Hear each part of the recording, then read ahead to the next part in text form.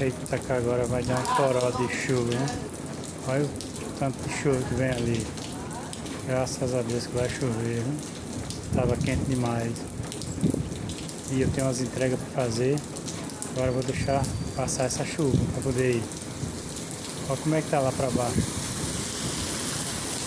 Toró de chuva vem agora. Coisa boa. Agora esfriou o tempo. Olha como é que tá.